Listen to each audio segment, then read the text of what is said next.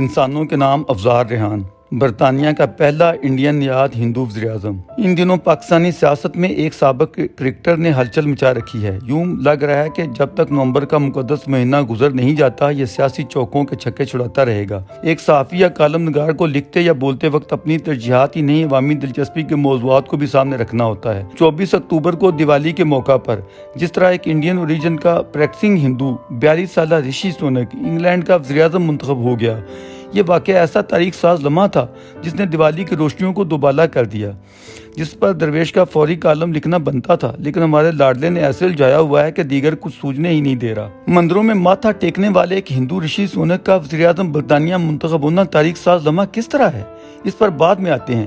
پہلے یہ کہ رشی سونک ہے کون اور وہ کیا حالات ہیں جن میں ولایتی کشتی کا پتوار یا پاسبان ایک دیسی پنجابی انڈیا نژاد ہندو کو بنایا گیا ہے۔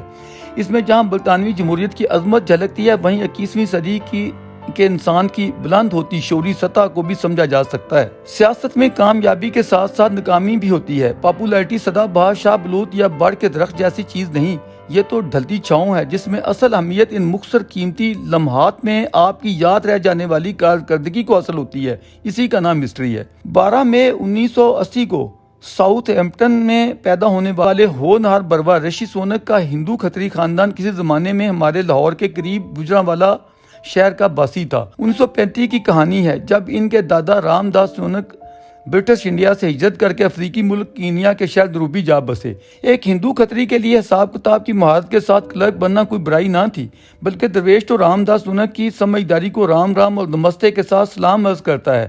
شاید اس معصوم کی چھٹی اس نے محض 12 برس بعد اس خطے میں اٹھنے والی خونی لہر یا مذہب کے نام پر پھیلائی گئی منافقت و جنونیت کا ادراک کر لیا تھا۔ عین ممکن اگر وہ بر وقت ہجرت نہ کر جاتا تو لاہور اور گجرانوالہ کے بیچ دہلی کی ٹرین پکڑتے کسی مذہبی جنونی کے ہاتھوں قتل کر دیا جاتا اور اس کی بے نام و نشان کٹی پھٹی لاش ان ہزاروں لاشوں کا حصہ ہوتی جن کی ٹرین کے ڈبے پر لکھا ہوتا گاندھی اور نہرو کے لیے تحفے۔ لاہور، پنڈی، سیالکوٹ اور ملتان جیسے ہنستے بستے ملٹی کلچرل ملٹی ریلیجس با رونق شہروں کو جنونیت نے جس طرح آگ اور خون میں نہلا دیا، ہندو پراپرٹی پر قبضہ کرنے کی وحشی ذہنیت نے جس طرح صدیوں کے مالکوں، مکینوں اور باسیوں کو پل بھر میں محرم سے مجرم بنا دیا، کوئی بچ کر نہ جانے پائے کہ مقدس نعرے نے زندہ انسانوں کو نفرت کی آگ میں جلا دیا۔ گجرانوالہ اس سے الگ تھلگ یا جدا تو نہیں تھا۔ بلا شبہ رد عمل دوسری جانب بھی ہوا، لیکن اے کاش موت کے اصل سوداگروں کا بھیانک چہرہ کوئی ایمانداری کے ساتھ بے نقاب کرے۔ رشی سونک دنیا کا خوش قسمت انسان ہے جس کے دادا رام داس سونک نے شاید نفرت کی بر وقت بو سونگتے ہوئے انشاء جی اٹھو اب کوچ کرو، اس شہر میں جی کا لگانا کیا پر عمل کیا، ورنہ رشی سونک نے برطانیہ عظمیٰ کا وزیر اعظم کیا بننا تھا، اس کا شاید وجود ہی دنیا میں نہ ہوتا۔ افریقہ میں ہندوؤں کا قیام خاصی تعداد میں رہا۔ گاندھی جی بھی ایک مدت تک جنوبی افریقہ میں قیام پذیر رہے، شاید وہیں ان کی مستم دوستی اور آزادی کے امنگ پروان چڑھی۔ رشی سونک کے والد محترم یشور سونک بھی سمجھدار انسان تھے جو 1960 میں افریقہ سے ہجرت کرتے ہوئے اسی انگلستان جا بسے جس سے چھٹکارا یا آزادی حاصل کرنے کے لیے ان کی قوم نے اتنی بڑی تحریک چلائی تھی۔ رشی کی دادی سہاگ رانی اگرچہ دہلی کی تھیں لیکن زیادہ زندگی ان کی افریقہ میں ہی گزری۔ رشی کی ماں اوشا سونک نے اپنے کنبے کے حالات بہتر بنانے میں فارماسوٹک کا کام کرتے ہوئے اپنے ڈاکٹر خامد اور رشی کے والد یشور کا ہاتھ بٹایا، اور خود رشی نے بھی محنت کرنے میں کبھی آر محسوس نہیں کی۔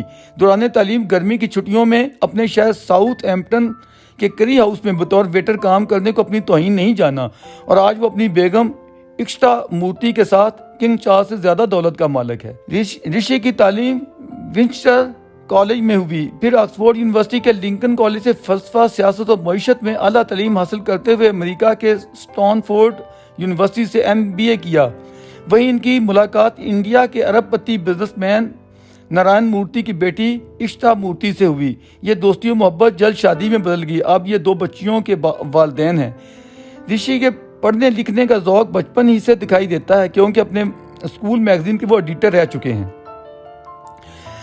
آج کی برطانوی سیاست میں یوں محسوس ہوتا ہے جیسے بریگزٹ کی حمایت یا مخالفت میں چل رہی ہے، کیونکہ دونوں اپروچیں برٹش سوسائٹی کے اندر ہی پائی جاتی ہیں جس پر الگ سے کالم لکھنا بنتا ہے۔ مسئلہ یہ ہے کہ لیبر کے بالمقابل کنزرویٹو پارٹی کی مقبولیت 2010 میں جو بھی تھی، 2016 کے بریگزٹ ریفرنڈم میں کامیابی کے باوجود ایسا دھچکا لگا کہ پھر کوئی بھی وزیر اعظم ٹک کر حکمرانی نہیں کر سکا۔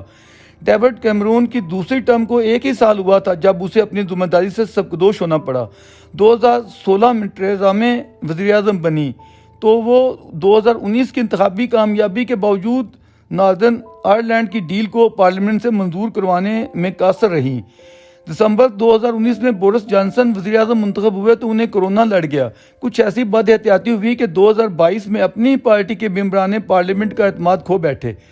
برٹش کوئن کی موت سے 2 روز قبل لیز ٹریس وزیر اعظم بنی اور سخت مقابلے کے بعد بنی، مگر 45 روز کی کم ترین میعاد میں اپنے پارٹی ممبران پارلیمنٹ کا اعتماد کھو دیا۔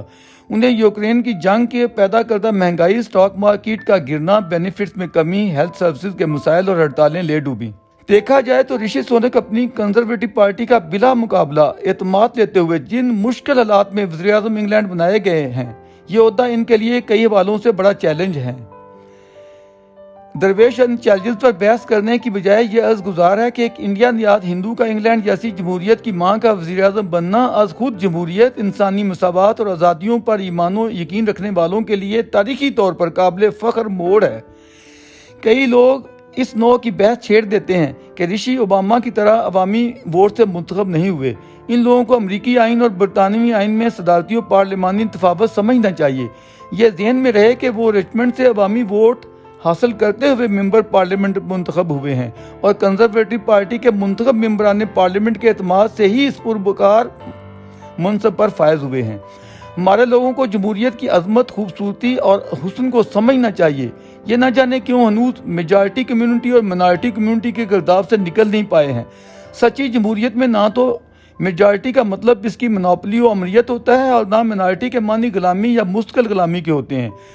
عوامی آراء وقت کے ساتھ بدلتی رہتی ہیں۔ اگر انڈیا میں محض 2-2.5% سکھ کمیونٹی کا شخص برسوں وہاں کا وزیر اعظم منتخب ہو کر اپنی قوم کا سر فخر سے بلند کر سکتا ہے، اگر ایک ہندو خاتون ریاست ہائے متحدہ امریکہ کی وائس پریزیڈنٹ اور پھر کل کو پریزیڈنٹ منتخب ہو سکتی ہے، تو ہمیں بھی اس نوع کی پھیلائی گئی نفرت انگیز تنگناؤں سے باہر نکل کر اپنے تصورات کو انسانیت کی بنیادوں پر استوار کرنا ہوگا۔